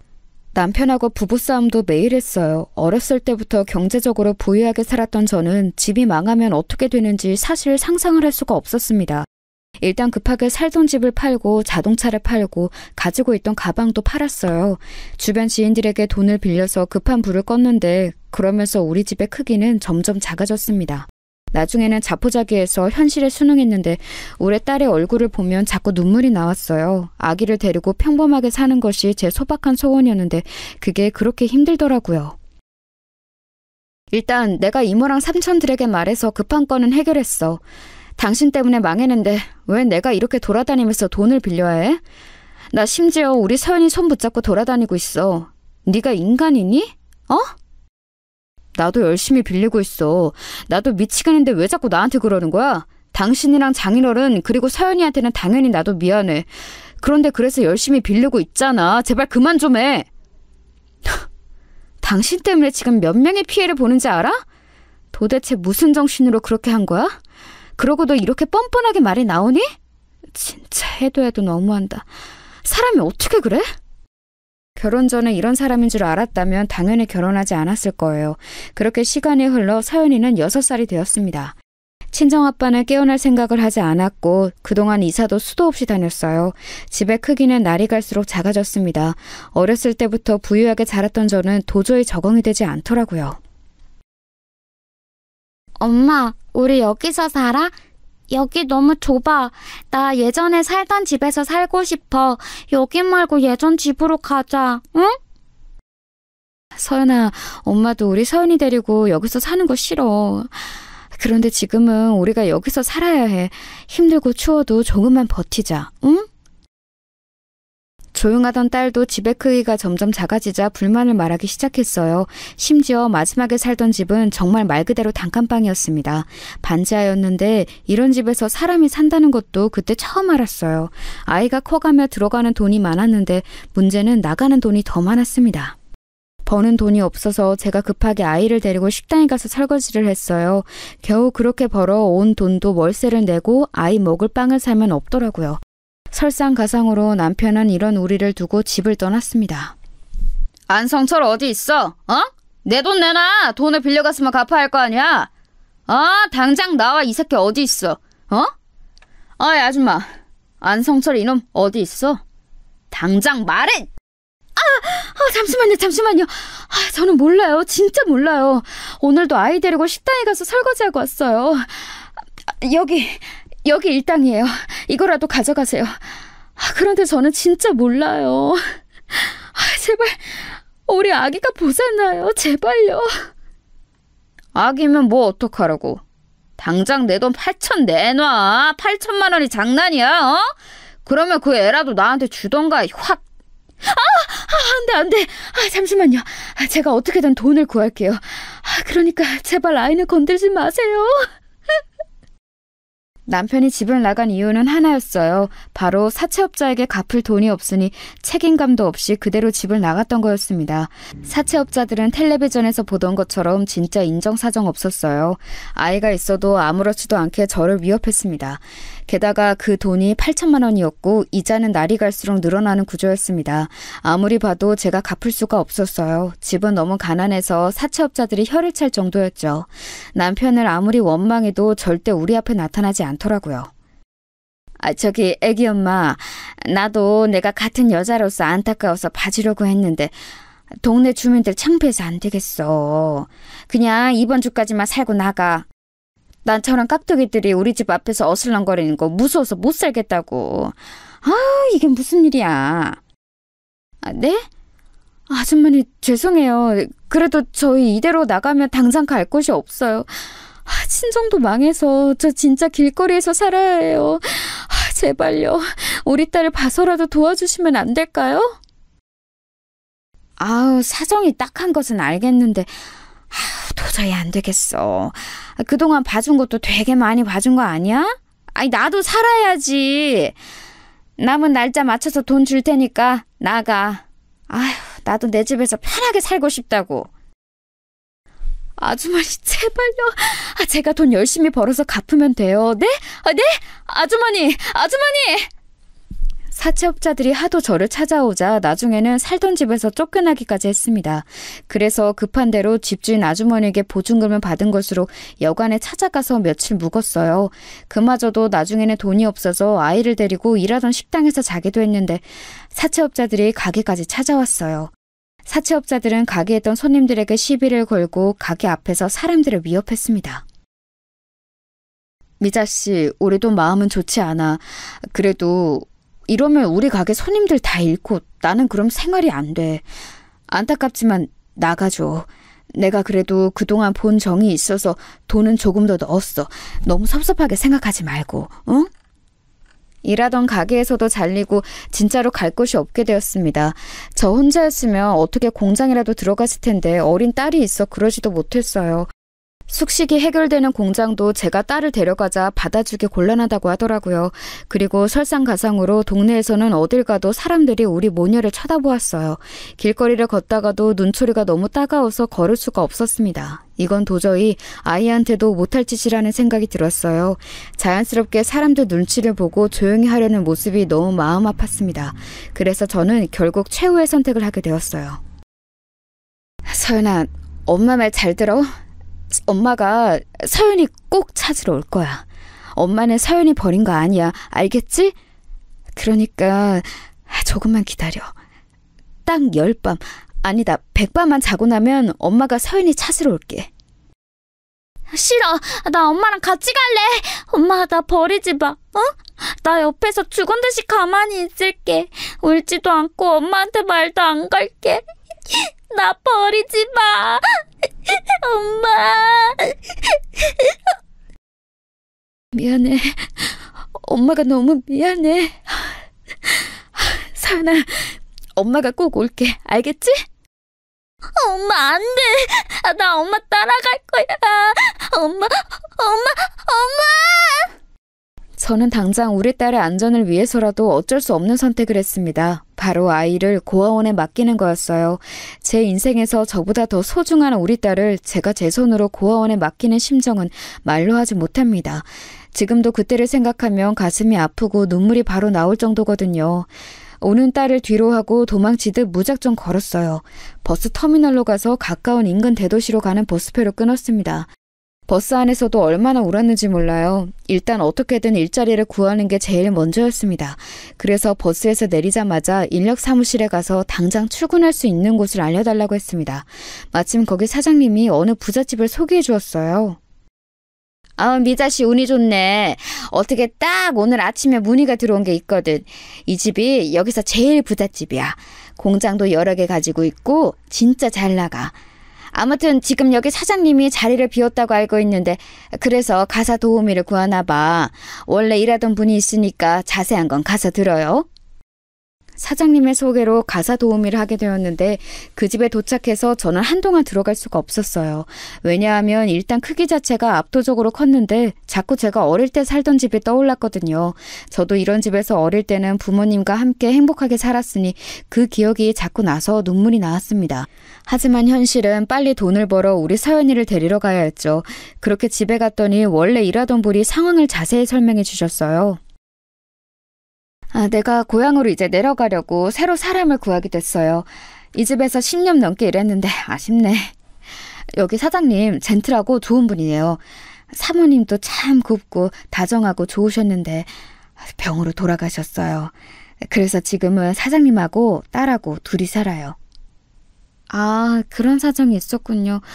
따님은 몇 살이에요? 사모님은 언제 돌아가셨어요? 이런 사정이 있을 줄은 몰랐어요. 제가 인력사무소에서 사장님 말 듣고 진짜 바로 온 거라서요. 딸은 지금 중학생이에요. 한창 사춘기라 예민할 때죠. 그래도 성격은 조용해요. 사모님은 6년 전에 돌아가셨는데 애초에 사장님하고는 정략 결혼이었어요. 듣기로는 사모님 친정이 진짜 잘 산다고 하더라고요. 아무튼 그래서 딸은 되게 내성적이고 말도 없어요. 지금 시기가 사장님이 일 때문에 바빠서 자리를 한 달을 비운 시기라 집안은 되게 조용할 거예요. 잘 왔어요. 일하던 분에게 들은 내용으로는 사장님의 회사는 국내에서 알아주는 유통회사였어요. 생각보다 훨씬 대단한 회사의 사장님이더라고요. 하지만 사장님은 일이 워낙 바빠 집에 애초에 잘 들어오지 않는다고 했어요.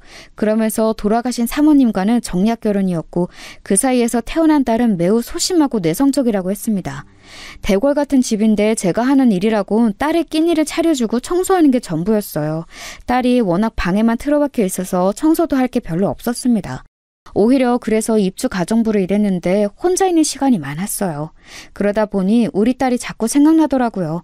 사장님이 집에 오시면 그때 부탁이라도 해볼까 생각했죠. 원래 일하던 분이 고향으로 내려가시고 사장님의 딸과 저만 집에 남게 되자 저는 자꾸 그 따님을 보며 우리 서연이가 떠올랐습니다. 따님의 이름은 수연이었는데 이름까지 비슷해서 더 그랬어요. 학생, 아니 수연아, 이거 아줌마가 만든 잡채야. 한번 먹어봐. 아줌마한테도 딸이 있는데 이걸 그렇게 잘 먹거든. 입에 맞았으면 좋겠다. 맛있어? 네. 그래? 맛있다고 하니까 다행이다. 그럼 천천히 꼭꼭 씹어 먹어. 그리고 아줌마가 이따 간식으로 계란 샌드위치랑 오렌지 주스해서 방으로 가져다 줄게. 또 필요한 거 있으면 언제든지 말해. 알겠지? 수연이를 보면 자꾸 우리 딸이 떠올라서 엄마처럼 행동하게 되더라고요. 만약 남편이 우리 친정을 배신하지 않았다면 이렇게 살고 있을 거라 생각하니 가슴이 아팠습니다. 그리고 수연이가 워낙 말도 없어서 자꾸 신경이 쓰였어요. 한창 예민할 나이인데 엄마는 죽고 없고 아빠는 바빠서 이렇게 한 달이나 자리를 비우니 얼마나 외로웠겠어요. 그래서 일부러 더 제가 먼저 다가갔더니 수연이도 점차 저에게 마음을 열기 시작했습니다. 수연아, 아줌마가 떡볶이 만들었어. 저번에 보니까 떡볶이 맛있게 먹는 것 같아서 해봤는데 어때? 그리고 이거는 시장에 갔다가 우리 수연이가 입으면 예쁠 것 같아서 잠옷으로 사왔어. 만약에 마음에 안 들면 안 입어도 돼. 떡볶이 맛있어요. 감사합니다. 옷도 감사해요. 그런데 아줌마 딸은 몇 살이라고 했죠? 우리 딸? 우리 딸 이름은 서연이고 지금 6살이야. 너무 예뻐. 그래서 너무 보고 싶어.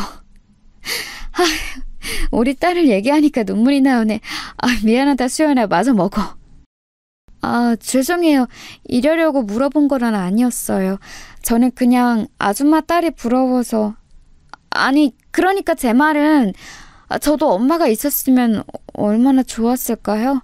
아줌마 같은 엄마가 있으면 세상에 두려울 게 없을 것 같아서. 뭐? 수연이 네가 그렇게 말해주니까 고맙다. 그런데 나는 0점짜리 엄마야. 내가 내 손으로 우리 딸을 고아원에 보냈거든. 지금도 말하면서 너무 보고 싶어. 수연이와 저는 서로 이렇게 속에 있는 얘기도 하게 되었습니다. 그러면서 우리 둘은 급속도로 가까워지기 시작했어요. 수연이가 학교에 가면 저는 몰래 고아원에 가서 우리 딸이 어떻게 지내나 보기도 하고 아빠 병원에 가기도 했습니다. 아빠는 그때까지도 일어나지 않고 있었어요. 병원비는 이미 밀릴 대로 밀려서 다음 달에 갚지 않으면 쫓겨날 지경이었죠. 딸을 데려오는 것이 어쩌면 더 늦어질 수도 있다고 생각하니 너무 갑갑했습니다. 그렇게 어느덧 3주가 지나고 사장님이 집에 오기까지 딱 일주일이 남았을 때였어요. 시장에 가서 수연이 저녁 반찬을 사서 들어오는데 누가 집 앞에 있더라고요. 사채업자들에게 시달린 이후로 낯선 남자를 보면 순식간에 굳는 습관이 생겼던 저는 잔뜩 경계하며 그 사람을 쳐다보았습니다. 그런데 눈이 마주치고 저는 심장이 내려앉는 줄 알았어요. 여보, 미자야! 여기서 일하는 거 맞아? 세상에, 내가 너를 얼마나 찾았는지 알아? 버스터미널에서부터 며칠을 잠도 안 자고 여기서 일하는 거야? 네가 여기가 어디라고 날 찾아와? 당신 미쳤어? 나랑 서연이 버리고 도망간 건 언제고 이렇게 찾아와? 미친 거 아니야? 양심이 어디 있는 거야? 이혼하자. 나는 당신 보면 이혼 말고 할 얘기 없어. 미자야, 진정하고 내 얘기 한 번만 들어봐. 월급 받았어? 나 딱 100만 원을 주라. 그러면 내가 그걸로 마지막 남은 빚 다 갚고 우리 새 출발할 수 있어. 장인어른 병원비도 내가 다 낼게. 미자야, 한 번만 나를 믿어줘. 야, 너 지금 나한테 지금 내 몰골을 보고도 돈을 달라는 소리가 나와? 진짜 당신 제대로 미쳤구나. 제발 사람이라면 나를 그만 찾아와. 이혼하자고. 그리고 너 우리 서연이는 찾지도 않네? 네가 그러고도 아빠야? 아니, 서연이한테 아빠는 없어. 당장 꺼져. 아, 그래. 우리 서연이 어디 있어? 여기 안에 있는 거야? 아니, 제발 돈 100만 원을 주면 내가 너 앞에 다시는 안 나타날게, 어? 미자야, 제발. 너 진짜 어렵게 찾았어. 바로 집 앞에 나타난 사람은 남편이었습니다. 남편이라고 부르기도 싫은 그 남자는 심지어 저에게 돈을 요구했어요. 도대체 어디서 무엇을 하고 돌아다니는 건지 행색도 거지 같더라고요. 남편은 누가 봐도 노숙자처럼 보였습니다. 이상한 냄새도 나고 마주하기 힘들었어요. 당장 내 앞에서 꺼져. 나 지금 경찰 부를 거야. 당신 지금 여기서 계속 이러고 있으면 경찰한테 잡혀가. 여기 동네 분위기 보고도 모르니? 여기 부잣집만 있는 동네야. 만약 당신이 우리 친정을 배신하지 않았다면 우리도 이러고 살고 있겠지. 다 당신 업보야. 나도 이러고 싶지 않은데 어쩔 수가 없잖아. 그래서 어떻게든 책임진다고 하는 거잖아. 당신 도대체 나한테 왜 이래? 내가 당신하고 서연이 버리고 도망갔어? 아니잖아. 도망간 거 맞잖아. 그래서 내가 지금 이렇게 남의 집에서 가정부로 일하는 건데 지금 어디서 발뺌이야? 나는 당신하고 살았던 내 몇 년이 너무 후회된다고. 우리 다시는 엮이지 말자. 제발 내 인생에서 사라져. 이 말을 끝으로 저는 집 안으로 들어가 바로 경찰에 신고했습니다. 그리고 바로 수연이의 저녁을 차리는데 자꾸 눈물이 나오더라고요. 도대체 내 인생이 어디서부터 꼬인 걸까 생각이 들었죠. 만약에 내가 부모님의 반대에도 끝까지 굽히지 않고 진석이와 결혼했으면 적어도 이렇게 불행하게 살지는 않았을 거라는 생각도 들었습니다. 그리고 일주일 동안 수연이와 여전히 재밌고 즐겁게 보냈어요. 당연히 마음속에는 우리 딸의 생각이 날 수밖에 없었습니다. 그런 저를 눈치챘는지 수연이는 조심스럽게 얘기를 꺼내더라고요. 아줌마, 내일 아빠 오잖아요. 그러면 아줌마랑 저랑 둘이 아빠한테 아줌마 딸 데려와도 되냐고 물어보는 거 어때요? 사실 저도 아줌마 딸 서연이 궁금해요. 저 혼자라서 외로움 많이 타는 거 알죠? 서연이랑 같이 살면 좋을 것 같은데. 아이고 수연아, 네가 아줌마 생각도 해주고 너무 고맙다. 그런데 나도 내일 사장님 얼굴을 처음 보는 날이잖아. 일단 조금 지내다가 말을 꺼내는 게 좋을 것 같아. 너무 초면에 그런 부탁하면 사장님이 내키지 않을 수도 있어. 수연이가 조심스럽게 해준 얘기에 저는 감동했어요. 한 달 동안 둘이 붙어 있으면서 짧다면 짧은 기간이었지만 정이 많이 들었거든요. 그리고 드디어 사장님의 얼굴을 보는 날이 되었습니다. 미리 비서를 통해 몇 시에 도착하는지 알고 있었어요. 수연이가 학교에서 돌아온 직후더라고요. 미리 저녁을 맛있게 만들고 수연이와 두근거리는 마음으로 사장님을 기다렸습니다. 문 밖에서 도착하는 소리가 들리고 사장님이 현관을 열고 집 안으로 들어왔어요. 아빠 보고 싶었어. 오랜만이야. 아빠도 나 보고 싶었지? 그럼 우리 수연이 잘 있었어? 아빠가 한 달이나 집을 비워서 미안해. 그래서 아빠가 우리 딸 주려고 선물도 사왔어. 이것 봐, 우리 수연이가 좋아하는 초콜릿이야. 그나저나 그동안 일하시는 분도 바뀌었다며? 응, 새로 바뀐 아주머니 너무 좋으셔. 음식도 잘하시고 나도 잘 챙겨주셔. 부엌에 계실 거야. 이리 와. 수연이와 정답게 대화를 나눈 사장님은 부엌으로 걸어왔어요. 저는 고개를 숙여 인사하고 눈을 마주쳤는데 순간 너무 놀라서 그대로 굳게 되었습니다. 인생을 살며 그날이 제일 심장이 빨리 뛰었던 날이었어요. 세월이 아무리 흐르고 많은 시간이 지났어도 절대 잊지 못하는 얼굴이 제 눈 바로 앞에 있었거든요. 그리고 놀란 것은 저뿐만이 아니었습니다. 사장님도 저를 보고 매우 놀라 눈이 커졌거든요. 수연이만 중간에서 아무것도 모른 채 웃고 있었죠. 정적을 깬 것은 바로 사장님이었습니다. 너 김미자 아니야? 네가 어떻게... 아니 미자야, 너 미자 맞지? 아닐 리가 없어. 내가 너를 어떻게 잊어. 진서가... 미자야, 김미자. 맞구나. 세상에. 아니 너 그동안 어떻게 지낸 거야? 아니 그나저나 네가 왜 이러고 있어? 네가 왜 가사 도우미를 해? 응? 아줌마랑 아빠랑 서로 이미 아는 사이예요? 우와. 수연아, 아빠가 미안한데 아주머니와 둘이 얘기해도 될까? 네 방에 가 있으렴. 이따가 아빠가 방으로 갈게.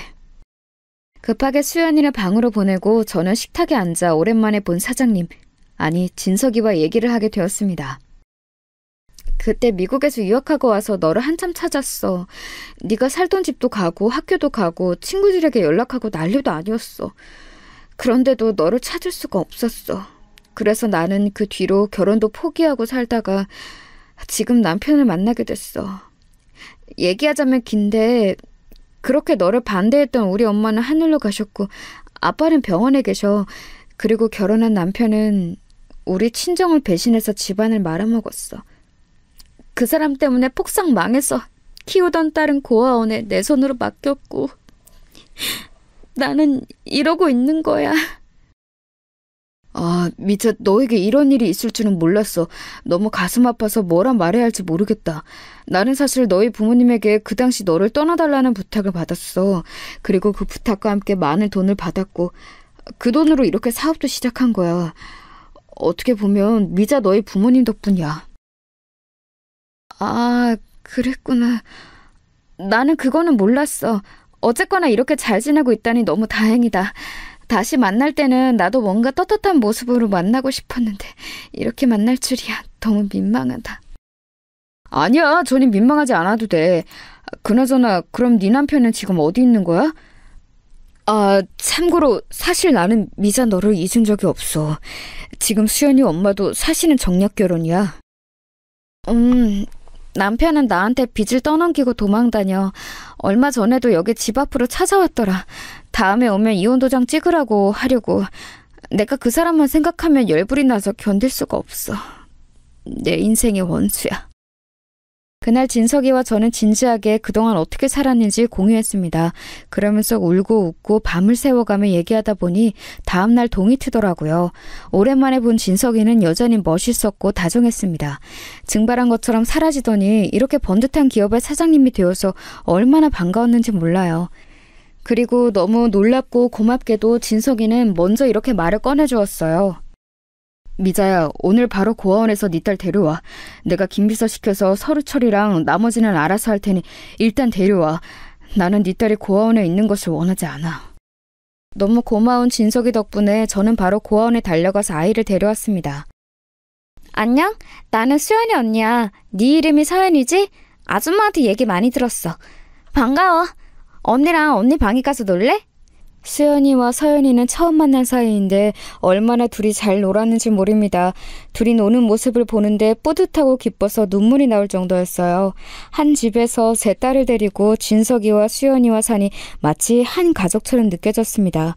제가 그렇게 바라고 바랐던 행복하고 단란한 가정의 모습이었죠. 이런 느낌은 저 혼자만 받은 것은 아니었나 봐요. 몇 개월이 지나자 진석이가 진지하게 저에게 얘기했습니다. 미자야, 너만 괜찮다면 우리 결혼할래? 아이들도 지금 둘이 자매처럼 지내고 있고 무엇보다 내가 너를 이제는 놓치면 안 될 것 같아서 그래. 우리 남은 인생은 이렇게 서로 의지하며 행복하게 살자. 그동안 혼자 너무 고생 많았어. 우리 결국 다시 만나게 됐네. 너와 결혼하면 나야말로 행운이지.